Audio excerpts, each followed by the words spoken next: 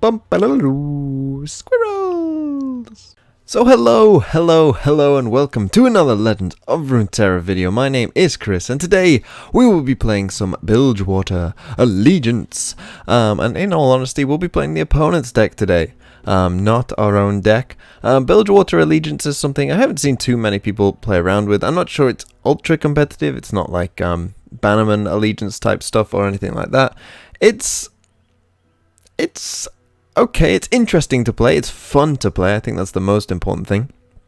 I'm not sure it's the most competitive, and I think the problem with a sort of Bilgewater Allegiance and any Allegiance deck outside of maybe Demacia, and you know, you can say like Kinku, Wayfinder, Elusive's deck, and is there any more Allegiance cards? I should probably check them. Mist Wraith I've seen to play as well, Wraithcaller, but I think Wraithcaller is a bit on the edge, on the verge. But with the other Allegiance cards, I think a problem can often be that the region itself doesn't have enough strong synergies encapsulated just within itself to warrant playing simply one kind of way. And if you look at why Demacia might be successful in that idea, is that take a champion like Garen, for instance.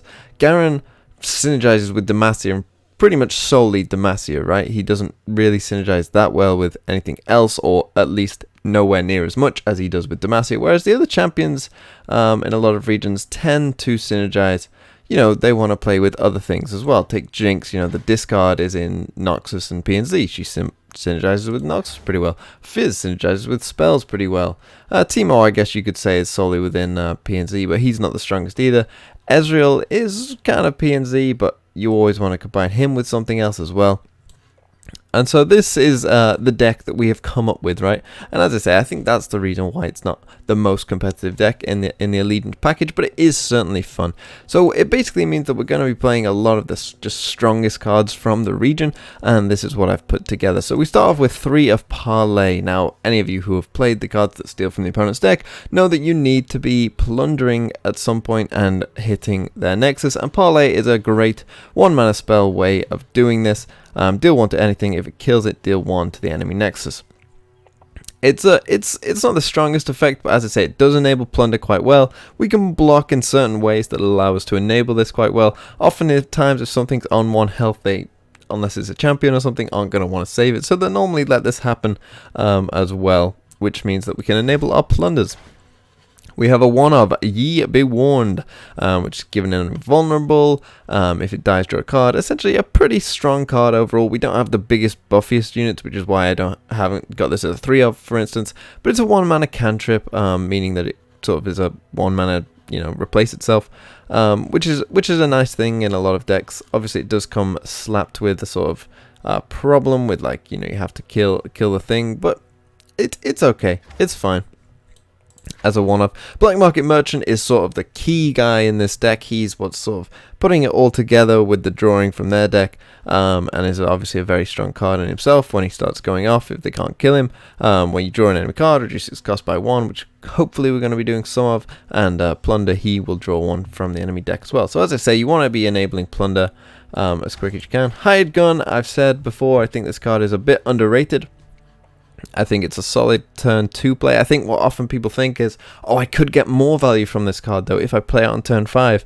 But I don't think you need to. I think giving, you know, a War Chef's vulnerable is a perfectly fine play. Even a Fleet Feather Tracker. That tracker can do a lot of damage to people. But if you can kill it, you know, that's pretty good. That was just taking an example from, you know, a Demacia. But, you know, you could put this on like Boom Crew Rookie or something like that if you're playing against an aggro matchup. And that's very, very good as well, because it means you can kill that Boom Crew Rookie on their turn. And Hired Gun, you know, trades well with Boom Crew Rookie in that way, because you can obviously block him the first time and then kill him on the next turn. Make It Rain is obviously one of the strongest cards in Bilgewater. It's seen a lot of play everywhere because it's just a good card.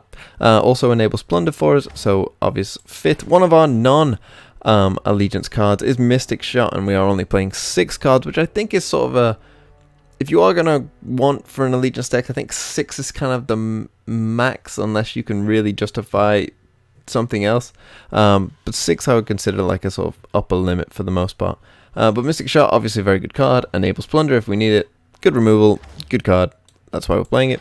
Pilfer Goods, we're going to be drawing from the enemy deck, as I said. This is a key to that. Draws us 2 cards.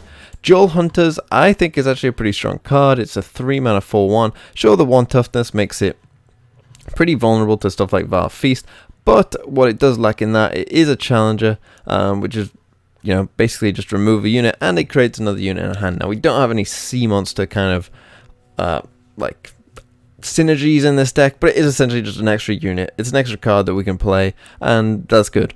That's just what it is. Pick a card is going to let us essentially search for more answers if we need it. Simple as that. We are playing our boy Twisted Fate, so obviously this draws him 3 cards. So essentially it's just going to let us draw those answers for him. Speaking of drawing, Salvage here is 4 mana draw 2. It's fine. You know, you have to find the right moment to play this oftentimes. The Toss, again, we don't really have any synergies, although I suppose we do have a sea monster coming from the Dual Hunters, so maybe once in a million games that might come into effect. Twisted Fate himself has been shown to be a very strong champion. His versatility, we obviously are drawing a lot. When you draw from Pilfered Goods, for instance, that counts towards Twisted Fate, who can enable it himself, obviously, with the red card, as that will deal 1 to the Nexus as well. So he also allows us to plunder. Yodel Grifter is also going to be drawing us some card and give us a way to quickly get some plunder effects with the warning shot that he will create. This will create no matter whether it's Allegiance or not. Obviously, we have pretty high odds of drawing from the enemy deck. And obviously, depending on what deck they play, it could potentially come in our favor quite a lot.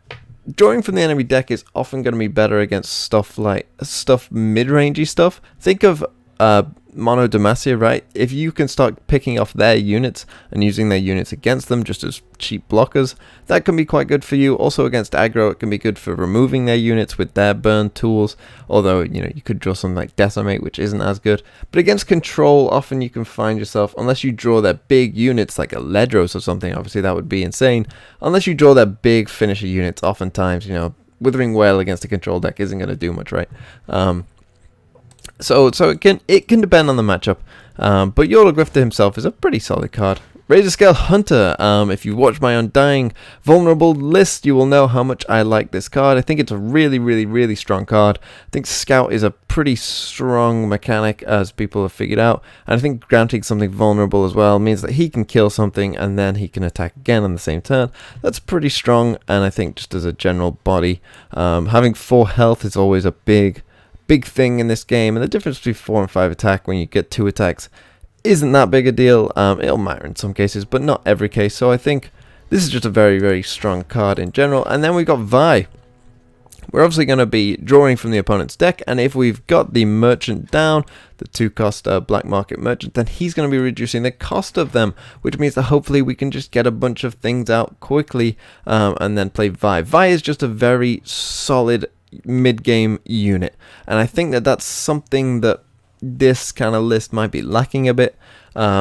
Just a very solid, you know, if this is a 5/5 tough challenger, that would go in any deck. Think of Swiftwing Lancer, right? That's a 5/4 for 5 challenger. I know it creates something on death as well, but this is if you start with Vi in your hand, you're gonna play 3 things. With stuff like Yodel Grifter, obviously that gives you a warning shot as well, which is just a 0 mana increase Vi's attack. And obviously, if she does level up, she can become a real threat as well. So Vi, I think, is just a really strong champion in her own right, without really needing too much synergy on her own, and that's why I put her in this deck, because I think we just needed some kind of big beef in there somewhere. And speaking of big beef, Riptide Rex, obviously, he's been shown to be quite the player in this game. Very powerful effect with Cannon Barrage, doing that 7 times, but essentially most of the time is going to be a pretty clean board wipe, or if not, you know, it's going to deal a lot of damage to them.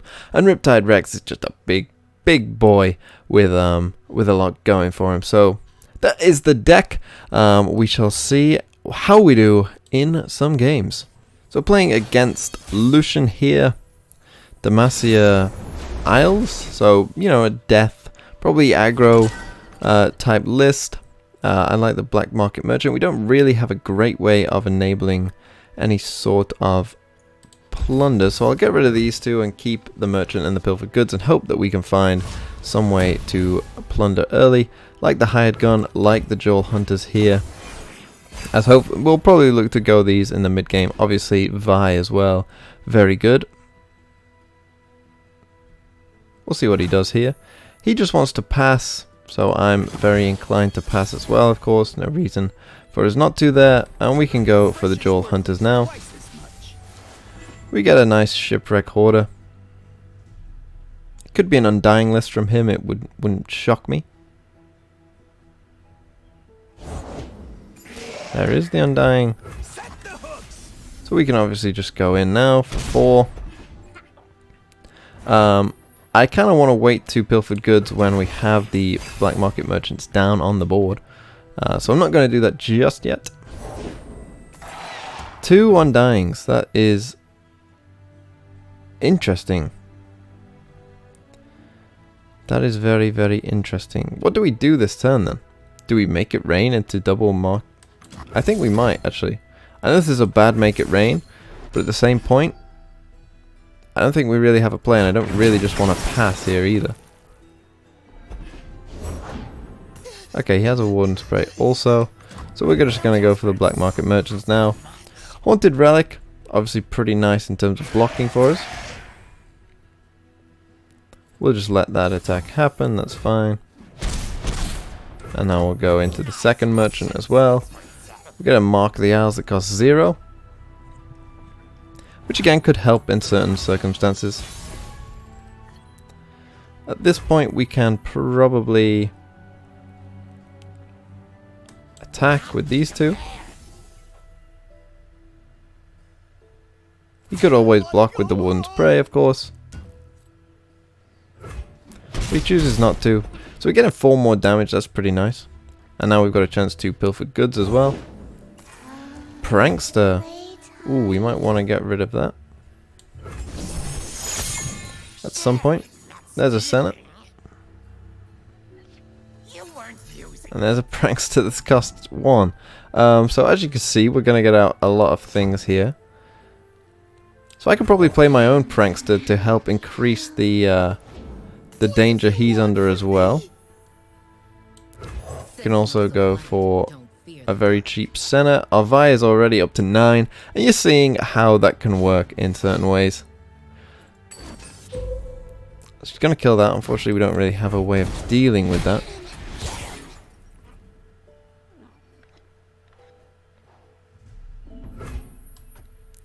And we'll just pass at this point. So double glimpse. Again, not much we can do. But it's fine.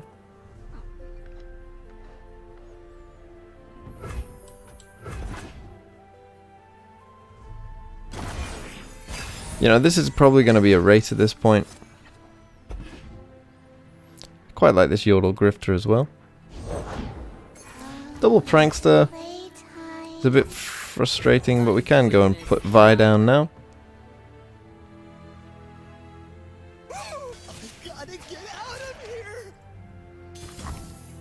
So he's going to attack with all of them. Double Prankster means that we probably just want to keep this alive. And here we probably just want to block out these two with them. We've kind of got our use out of these at this point. And this is actually going to deal 2 to him, which is obviously quite nice. And then next turn we can simply kill his Pranksters. And sort of get rid of any problems they may cause. Well, we could develop here, of course, because, well, he could be playing Ruination. And I don't really want that either. So, of course, we'll be taking these two. And then we can attack with Sana as well. We could try and level up Vi here, which I think is worth it. So we can shuffle back in, let's say, a hired gun, which is going to help us level up Vi. And we can attack like so. I might have something like Val Feast or Whale, but obviously we have an answer there as well.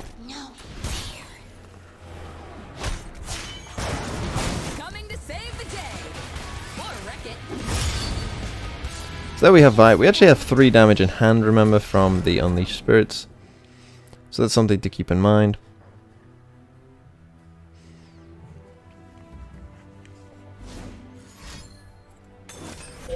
He will just play Ruination, of course. That's fine. Kind of what we expect. That's why we didn't develop.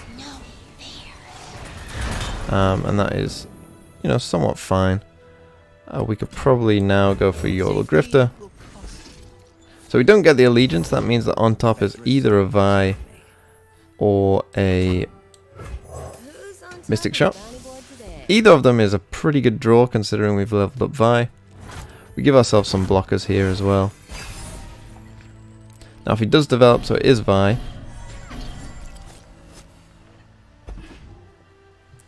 Can't Vi and Twisted Fate though, which is a bit frustrating. So we play Shark Chariot, and I think at this point we just want to Haunted Relic. It's going to give us 3 very good blockers.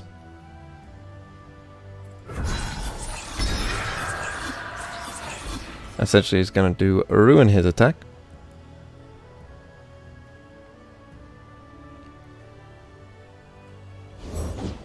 Push back the darkness. He will play a Lucian as well. So I think at this point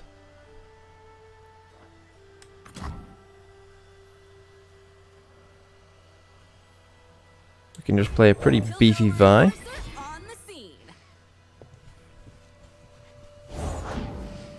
Plays a Curse Keeper. We can pass at this point. Track them down. So he's still going to attack with all, of course. We will just block like so. We could actually just take the 2. But actually I kind of do want to block you, I think. That's going to give us a really good attack next turn. So he's going to give that Mark of the Isles. That's fine. Lucian still isn't leveling up from that. That isn't dealing any more damage to us, of course. As Lucian does need 4 deaths to level up. And next turn we should have a pretty strong open attack.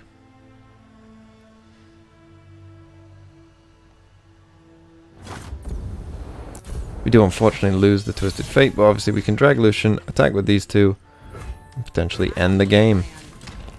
Especially considering we do have... So that is lethal right now. Is it lethal? If not, we've got Riptide Rex.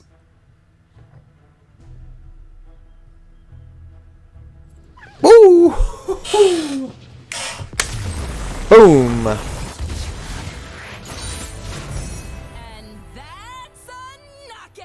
That is a knockout. That's the strength of the deck right there for all to see. And yeah, you saw that. You saw what the deck. You saw the essence of the deck, right? You saw the you saw the Allegiance not proc, unfortunately, but you saw how Vi can fit into a list like this. How slapping down a big Vi midway through the game can be important. How Black Market Merchant can work with Vi and essentially just give you a lot of cheap things to play. And we didn't even use all of those cheap things to play, like Mark of the Isles there, which was essentially another out in case he had some removal for us, of course.